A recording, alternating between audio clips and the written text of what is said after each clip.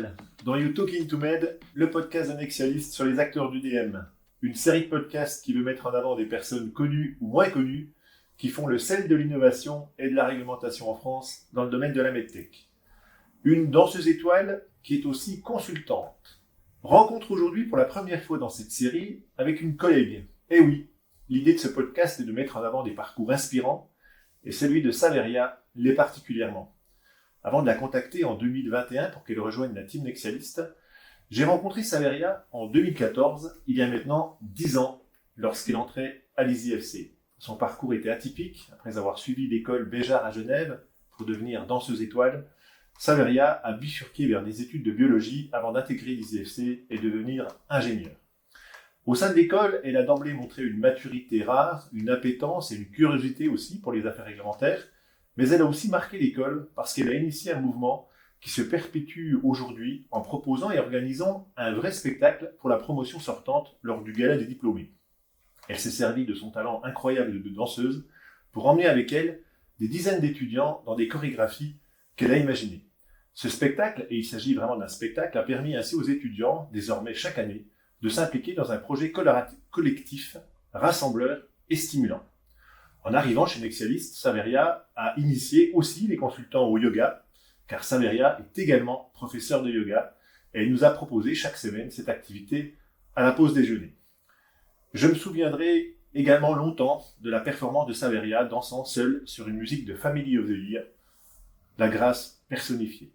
Mais Saveria a d'autres flèches à son arc, et si aujourd'hui elle est notre experte en conformité des logiciels et dispositifs électromédicaux, elle est avant tout une femme rayonnante, une jeune maman épanouie, avec qui c'est un vrai bonheur de collaborer. Bref, je suis ravi de pouvoir vous présenter Saveria aujourd'hui, et je suis ravi qu'elle ait accepté également mon invitation, dans le cadre de You Talking to Med, car je sais qu'elle préfère la discrétion plutôt que la mise en avant. Bonjour Saveria. Bonjour Florent. Ça te fait quoi cette introduction, Saveria? Ça me touche beaucoup. Déjà, c'est un immense honneur pour moi de participer à ce podcast. Et puis, tu m'as fait beaucoup de compliments et ça me... Je le mérite, ma chère. Je le mérite. Ouais, ça me touche. Alors, est-ce que tu peux nous parler un peu plus de ton parcours? Parce que j'ai fait un résumé rapide, mais j'aimerais quand même qu'on revienne un petit peu sur ta jeunesse, là, notamment quand tu étais à Genève. Comment, tu peux nous résumer un peu ce parcours? Oui, je peux commencer déjà à parler de mon parcours dès mon plus jeune âge, en fait, parce que je suis rentrée à l'âge de 8 ans à l'école de l'Opéra de Marseille, du Ballet de Marseille, qui était du coup dirigée à l'époque par Marie-Claude Pietragala, ancienne danseuse étoile de l'Opéra de Paris. Et donc j'ai commencé très jeune en fait à avoir un parcours un peu atypique, sport-études, avec à la fois du coup les études et la danse, donc dès le CE2, CE2, ouais, c'est ça. Donc j'avais 8 ans. Et tu avais combien d'heures par semaine là en CE2? Alors en CE2, j'avais à peu près 1h30 par jour minimum, le samedi compris. C'était tous les jours en fait que je devais aller à l'école du Palais de Marseille. Et après, au fur et à mesure des années, la quantité d'heures de danse forcément a augmenté. Et à la fin, je pense que on était à 3 heures, voire 4h30 parfois par jour de danse, en plus de l'école. Mais ça au collège ou au lycée? Alors, au lycée, au collège, j'imagine que tu as... Ouais, alors j'étais au collège aussi en sport-études. Ouais. On avait, en fonction des jours, il y avait des jours où on avait moins de danse, parce qu'il fallait quand même qu'on arrive à faire nos heures à l'école pour être au même niveau que les autres. Voilà, donc après, c'était surtout au lycée qu'on avait beaucoup d'heures. Mais c'est là où c'était beaucoup plus compliqué. Enfin, j'ai trouvé que mes années de lycée, alors je suis allée jusqu'à ma première, puisqu'après ma première, je suis partie à l'école de Maurice Béjart, en Suisse. Donc, seconde première, je dirais que ça a été particulièrement difficile, surtout la première S, parce qu'il fallait que je m'organise pour là, à la fois... T'étais encore à Marseille, là, ça n'a ou t'étais déjà sur... Non, j'étais encore à Marseille en première. En fait, j'ai fait ma terminale par correspondance, donc j'étais au CNED en fait. L'avantage que j'avais, c'est que j'avais 1 an d'avance à l'école, donc je suis partie à 16 ans, vivre en Suisse et réaliser finalement mon rêve, toute seule. Et ces 2 années ont été très formatrices, elles ont été exceptionnelles dans tous les sens du terme, parce que on avait énormément d'heures de danse. Pour le coup, j'avais plus le temps en fait d'aller à l'école, concrètement. On faisait, je crois que c'était 9h le matin jusqu'à 20h le soir. Tous les jours, même le samedi, dimanche, on n'avait que le lundi de repos.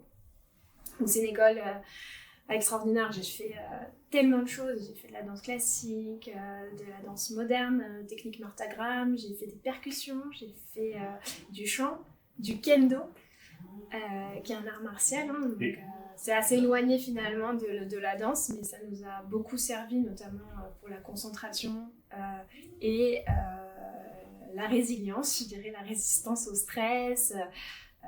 Au quotidien. Quoi. Et dans ce monde-là, au sein de la promotion dans laquelle tu étais, j'imagine il y avait de la concurrence, il y avait de la bienveillance, ou il y avait de la solidarité, ou c'était chacun pour soi, Non, et finalement, il y avait pas mal de solidarité. Ouais. Je dirais que même par rapport à aller à l'opéra, quand j'étais petite, j'ai quand même fait 8 ans au total, hein, donc de 8 à 16 ans.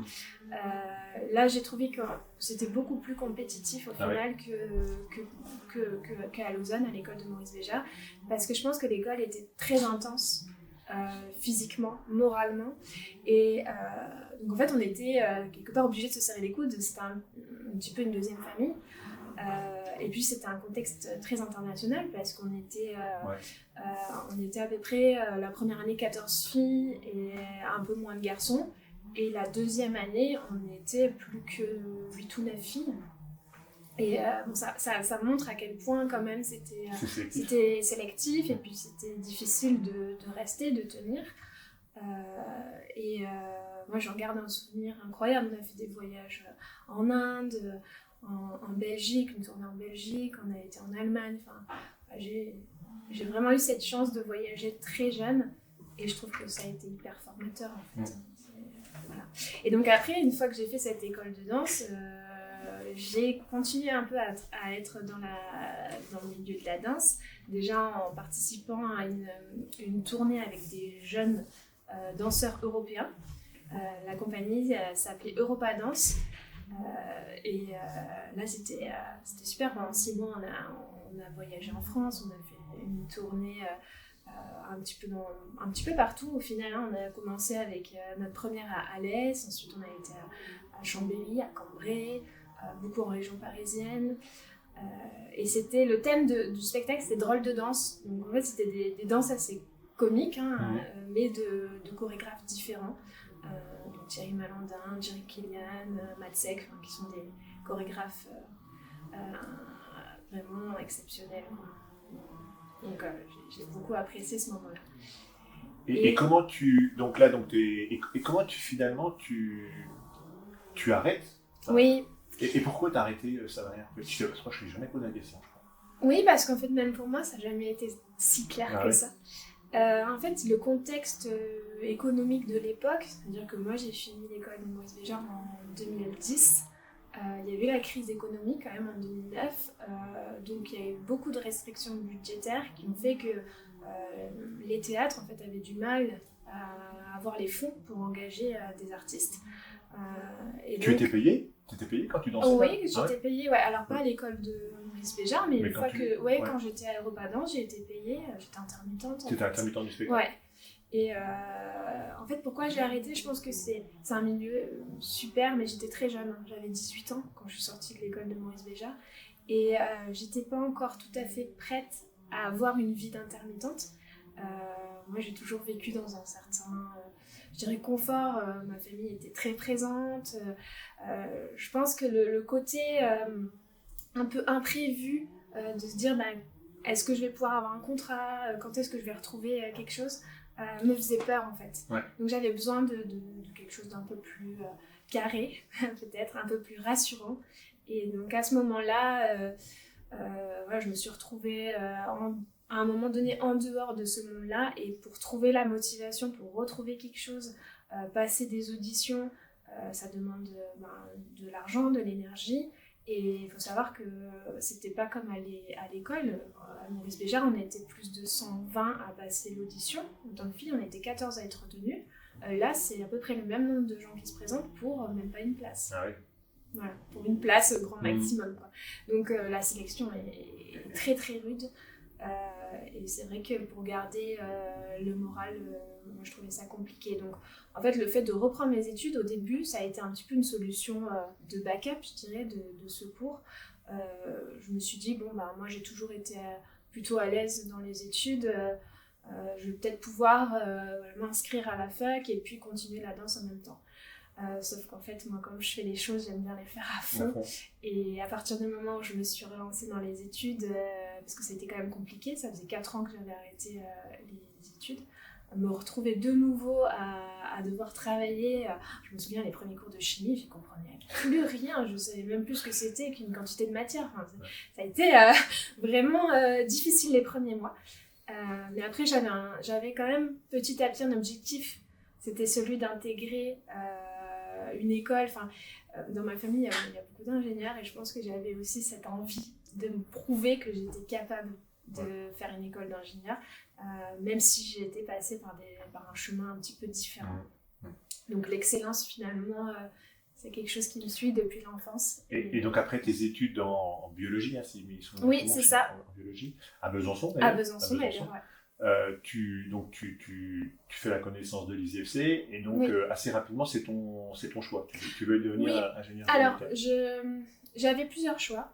J'avais aussi postulé à l'ESBS qui est à Strasbourg, donc plutôt dans la biotech en fait. Ouais. Et à Marseille aussi, à Polytech Marseille et également dans la biotech. Parce que moi j'étais super à l'aise en bio mais un petit peu moins dans les sciences de l'ingénieur.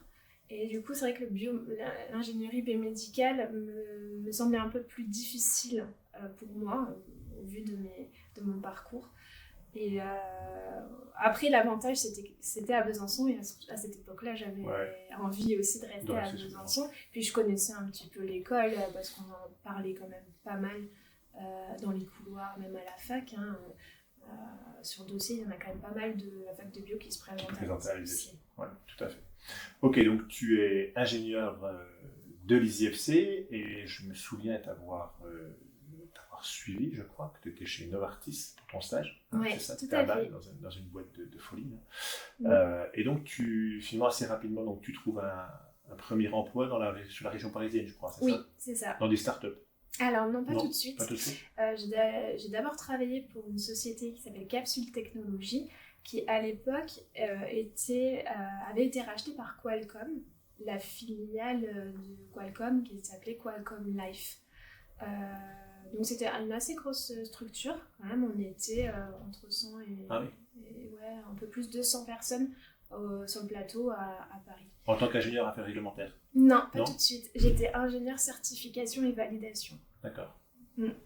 Donc je m'occupais principalement de la certification des produits, donc c'est dispositifs électromédicaux. Voilà, c'est ça.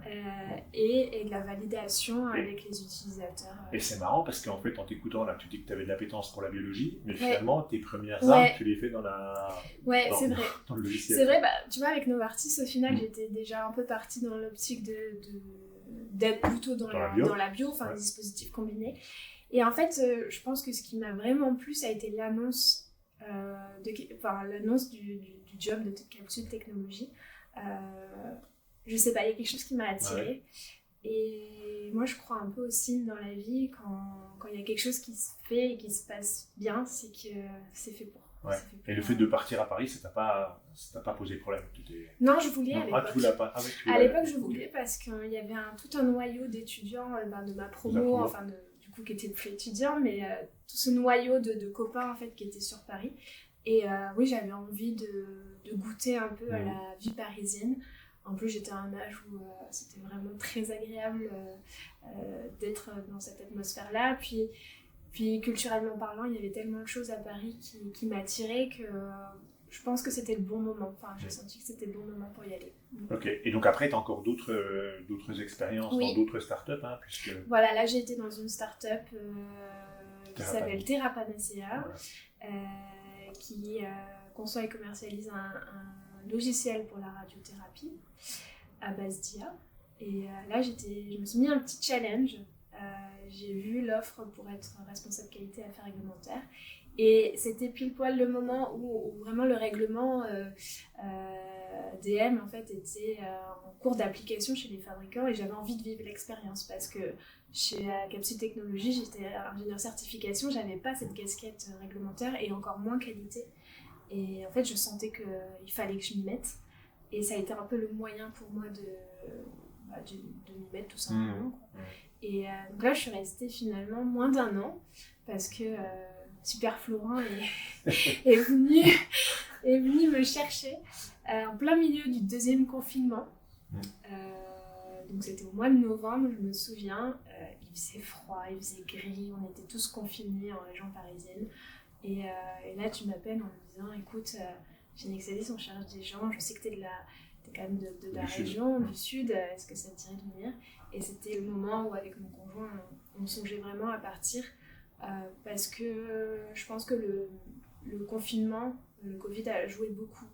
On s'est rendu compte qu'on avait envie d'autre chose. Et là, quand tu m'as appelé, ça a été la révélation. Quel plaisir de t'avoir retrouvé à ce moment-là. Ok, on a parlé de ton parcours, Saveria.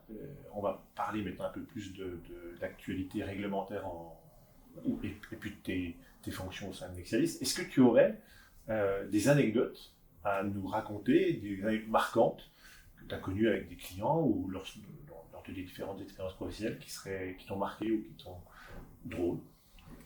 Oui, peut-être une anecdote un peu drôle, qui m'a marquée parce que en fait, je sortais d'école, c'était chez Capsule Technologies, donc c'était ma première boîte quand même, expérience. Et comme tu le disais, je me suis retrouvée dans une entreprise qui conçoit et commercialise des dispositifs électromédicaux et j'étais en charge de la certification du produit vis-à-vis des normes de la série 60601. Et donc j'allais sur site dans les laboratoires faire les tests alors pas de CQ-ELEC mais de CEM, de compatibilité électromagnétique. Alors c'est pas moi qui les faisais, bien évidemment les techniciens du laboratoire étaient là, mais je mettais en route le produit, je m'assurais que les performances essentielles du dispositif étaient bien respectées pendant les essais. Et pour une fois, je me souviens que mon chef de l'époque m'avait dit, tu es allé plusieurs fois avec d'autres personnes, maintenant tu vas pouvoir y aller seule. T'es grande. Voilà, t'es grande, tu peux y aller. Donc j'y suis allée et je me souviens toujours un peu la tête des techniciens en me voyant arriver, ils se sont demandé qui j'étais. J'ai dit, je suis la cliente, je viens faire les tests de CEM. Et quand on est allé manger ensemble le midi à la cafétéria du laboratoire, tous les techniciens m'ont dit, mais t'étais pas censé manger avec un client ce midi ? Et c'est là où j'ai trouvé ça drôle, c'est qu'en fait personne s'attendait à ce qu'il y ait une femme qui soit présente pour ce type d'essai. Ouais, voilà, j'étais la seule. Donc ça fait quelques années maintenant, mais je me souviens que je suis sortie un petit peu de mon petit trou de souris en disant c'est moi. Coucou. Donc ça c'était assez drôle ce moment-là. A posteriori, j'en rigole un peu. Et puis aujourd'hui, qu'est-ce qui te plaît en tant que consultante chez Nexalis ? C'est génial comme métier. La diversité des missions.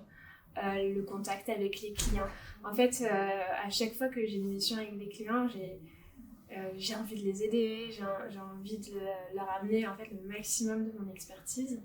Et je peux aussi bien travailler sur la partie qualité avec eux, sur la conformité produit, même sur la partie clinique. Tu fais du clinique depuis peu. Je peux aussi aller faire des audits, sur la 13485 notamment, des formations. Et voilà, j'adore la diversité des missions. Et si tu avais une préférence, ça serait vers quel type de mission ? Alors plutôt sur de la conformité produit. Conformité produit. Donc ça peut être mise en place d'une documentation technique, ça peut être suivi d'un dossier de conception. J'aime beaucoup les missions de suivi de la conception parce que déjà je trouve qu'on est très proche en fait de la technologie du produit. On interagit du coup beaucoup avec les équipes, alors même si c'est eux qui gardent l'expertise technique, moi je trouve que de notre côté, on leur apporte justement tout le cadre, tout ce qui est demandé par les normes qui sont applicables en fonction du type de dispositif. Et j'aime bien faire ce lien-là, organiser les revues de conception, tout ça m'intéresse beaucoup. Ouais. Et parmi les différents produits sur lesquels tu as travaillé, il y en a un qui t'a plus plu que les autres ? Il y en a un qui t'a Pas forcément. Non. Après, j'ai une appétence particulière pour Pour les le logiciel, logiciels. ouais. Ouais. J'avoue que les logiciels, ça me plaît beaucoup. Donc, je dirais pas forcément. Après, chez Therapanacea déjà, donc avant, Ouais. c'était un produit qui me plaisait énormément. C'est-à-dire que tout ce qui est en rapport avec le cancer, le traitement des cancers, que ce soit la radiothérapie, que ce soit la chimiothérapie, c'est des thématiques qui me touchent particulièrement. Okay. Très bien, on va passer à la séquence numéro 2, côté personnel. Dans ton parcours, Saveria, de quoi finalement es-tu le plus fier? Eh ben, je suis très fière d'avoir réalisé une conférence lors de la journée des startups innovantes. C'était en avril 2023. J'étais d'ailleurs enceinte de ma fille, de mon premier enfant. Et ça a été une opportunité, sur l'intelligence artificielle, c'était une opportunité incroyable qui a été proposée par toi d'ailleurs. Et je te remercie de m'avoir fait confiance. C'était très stressant, mais en même temps, jamais j'aurais imaginé en fait pouvoir réaliser ce type d'activité en étant consultante chez Nexalist. Et je suis très très fière d'avoir fait ça. Ouais. Qu'est-ce qui te rend heureux le matin quand tu te lèves là? À part Faustine, bien sûr, mais... j'allais dire ça. C'est Faustine. C'est ma fille. C'est ma fille, mais la voir qu'elle est toute souriante. En fait, un bébé, il se réveille, il est content, quoi. Il sourit, il fait des câlins, des bisous, enfin, c'est incroyable. Et, donc ça te donne la patate. Ça me donne la patate pour la journée, Est-ce qu'il y a des personnes qui t'ont influencé ou qui t'ont inspiré dans ton parcours de danseuse, de consultante, d'ingénieure? Oui, mais beaucoup de personnes m'ont inspirée. Déjà toute petite, moi je regardais les cassettes vidéo des ballets de danse classique de l'Opéra de Paris. J'adorais tous les danseurs d'étoiles. J'ai une petite préférence pour la danseuse étoile Aurélie Dupont. Je la trouve d'une grâce incroyable. Tu l'as jamais rencontrée? Non, je n'ai pas eu cette chance. Et Marie-Pierre Pietragala, tu l'as rencontrée, elle? Marie-Claude Pietragala, oui, je l'ai rencontrée très jeune. Mais j'avais 8 ans, donc oui, c'était une icône, mais j'ai pas eu la chance en fait de vraiment interagir avec elle. Mais Aurélie Dupont, je trouve cette femme d'une résilience très importante, et j'ai lu son dernier livre qu'elle a écrit, N'oublie pas pourquoi tu danses. Et je suis encore plus fan d'elle. Elle est incroyable, cette femme. Très bien. Donc oui, alors as-tu des passions? C'est la question classique, mais je crois qu'on l'a deviné. Tu continues à pratiquer la danse? Alors beaucoup moins quand même, mais oui, je continue à... Et on a parlé de yoga aussi, j'imagine que tu pratiques. Ouais, alors je pratique, je donne aussi, je donne des cours en fait. Le week-end principalement, parce que la semaine est bien chargée. Mais je prends beaucoup de plaisir à donner ces ateliers. Je pense que là, j'arrive à un stade où faire une passation un petit peu de mon vécu en tant que danseuse, en tant que femme, c'est ce qui me plaît le plus en fait, plus encore que de pratiquer. Après, je chante, j'aime beaucoup chanter. Ah oui, c'est vrai. Tu prends des cours ou tu... Alors, je faisais partie d'une chorale avant d'avoir ma fille, une chorale gospel. Et je donne aussi des petits ateliers parce que j'ai une expérience aussi là-dedans, notamment ça a commencé avec l'école de Maurice Béjart. Et puis dans ma famille déjà on aime beaucoup chanter, j'ai une sœur qui fait aussi du chant, donc c'est un petit peu un truc de famille. Et je suis en train de penser à une autre chose, ça n'a rien qui n'était pas prévu, mais est-ce que dans tes... Alors, je ne sais pas comment on dit, tes collègues, en tout cas les danseuses qui étaient avec toi, ou les danseurs qui étaient avec toi chez Maurice Béjart, est-ce que ces gens-là, tu les retrouves à nouveau? Est-ce que tu as gardé des liens avec ces gens-là? Alors, j'ai gardé des liens pendant quelques années, alors beaucoup moins à présent. Alors, grâce aux réseaux sociaux, j'arrive encore un peu à savoir ce qu'ils font. Il y en a qui sont restés dans la danse? Oui. Beaucoup? Oui, pas mal. Je dirais à peu près la moitié. Ouais. D'accord. Qui sont restés dans... Je pense que dans l'ensemble, je suis peut-être la seule qui a fait cette espèce de grand écart de passer de côté artistique au côté plus scientifique. Mais ils sont plutôt tous restés un petit peu dans ce domaine-là. Ils ont construit aussi leur vie de famille. Et, c'est beau à voir. Ouais. Tu ne t'es jamais retrouvé en fait chez un client avec un de tes anciens tes anciens danseurs ou danseuses. Non, ça m'est pas arrivé. Oui, ça arrivera jamais. Ok, allez, on va finir par la troisième séquence, la séquence quiz rapide, en guise de conclusion. Saveria, quel est ton film préféré? Billy Elliot. Billy Elliot. Ah Oui, ouais. parce qu'il m'a tellement marqué. Ouais. J'étais très jeune quand je l'ai vu, je me souviens l'avoir vu au cinéma.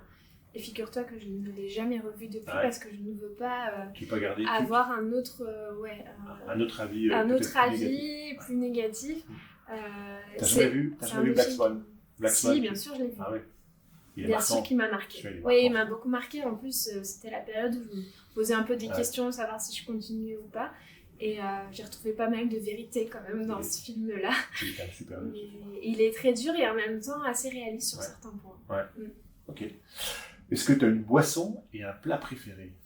Alors la boisson, je peux pas commencer ma journée sans café. Déjà, une journée qui commence sans café n'est pas une bonne journée. Donc je dirais le café. Bon après j'aime beaucoup l'eau, hein, ça peut te paraître bête, mais en termes d'hydratation, je trouve qu'il n'y a rien de mieux que l'eau en fait. Je peux vraiment apprécier boire un bon verre d'eau. En termes de plat, j'ai pas vraiment de plat préféré, je peux apprécier une très bonne salade. En fait j'ai continué je pense parce que j'ai dans ma jeunesse eu un régime quand même alimentaire assez sain, pas forcément restreint, ça dépend, mais des périodes. J'imagine qu'on devait te suivre. Oui, on me suivait pas mal. Enfin, on nous suivait pas, on ne pesait pas, mais pour autant, il fallait qu'on fasse attention à notre nourriture. Après, c'est notre carburant aussi, hein, en tant que danseur. Donc, il fallait choisir les bons aliments. Donc, ouais, j'aime les choses fraîches. Alors, j'ai une appétence pour le sucré. Hein, j'aime beaucoup les petits trucs sucrés. Donc, je dirais pour accompagner le café, allez, une bonne navette marseillaise. Il n'y a rien de mieux. Donc, tu préfères les plats marseillais que les plats franc-comtois? Oui, bah oui. Ok. Un livre à recommander? Un livre, alors, j'ai découvert il n'y a pas si longtemps que ça un auteur de romans policiers que je trouve sensationnel, c'est Michel Bussy. Et j'ai lu son livre Au soleil redouté. C'est un huis clos qui se passe dans les îles Marquises. Déjà l'environnement assez magnifique et le dénouement incroyable. Si tu étais un personnage historique ou un héros d'aujourd'hui, tu serais qui? Alors sans prétention parce que j'ai pas envie de me comparer à quelqu'un réellement, mais je suis admirative de Isadora Duncan. Je pense que tu sais pas qui c'est. Si, tu sais qui c'est. C'est une danseuse en fait qui a initié avec Loy Fuller la danse moderne au début du XXe siècle. Et en fait, je suis impressionnée par ces femmes qui ont eu la capacité de sortir en fait du classique et de s'imposer à une époque où quand même il n'y avait pas beaucoup de femmes qui pouvaient le faire. Et j'aime sa danse libre. Je l'ai découverte en fait à l'école du ballet de Marseille. Et j'ai tellement aimé que je pense que ça s'est ressenti. On m'avait donné des solos qu'elle avait interprétés elle. Et j'ai adoré. J'en garde un super souvenir. Si tu étais une destination? L'Australie. L'Australie. J'ai adoré mon stage R&D là-bas. C'était où? C'était Melbourne? Adelaide. J'ai adoré l'ambiance de ce pays, déjà la chaleur, moi je suis quelqu'un qui aime le chaud plutôt, donc j'ai apprécié ça. Il y a des grands espaces de nature avec des animaux qu'on ne retrouve pas dans d'autres pays, alors certains dangereux certes, et puis l'ambiance. Je trouve qu'il y a une décontraction, les gens ne se prennent pas la tête, ils vont faire du surf, il n'y a pas que le travail dans la vie et ça se ressent beaucoup là-bas et c'est ce que j'aime. Et enfin, la dernière question pour clore cet échange, si tu étais un dispositif médical ou si tu devais en inventer un, ce serait lequel? Alors, j'ai pas mal réfléchi à cette question parce que je l'ai trouvée vraiment difficile. En fait, ma fille, quand elle est née, elle a eu un ictère, donc c'est une jaunisse. Donc elle a dû être mise dans un tube en fait d'UV et j'ai trouvé cette machine alors très impressionnante, surtout quand on a un bébé qui a 1 ou 2 jours, devoir le mettre là-dedans avec des lunettes sur le visage, sur les yeux, alors qu'ils n'ont qu'une envie, c'est de l'enlever. En fait, j'étais particulièrement mal parce que j'étais mal pour ma fille, j'avais du mal à la voir là-dedans. Donc j'aimerais, ça existe peut-être déjà, mais en tout cas, s'il y a un DM que j'aimerais créer, c'est quelque chose qui soit un petit peu moins... alors c'est pas violent, c'est pas intrusif, hein, mais quelque chose d'un peu plus... Cocoon, quoi. Cocoon pour ces petits.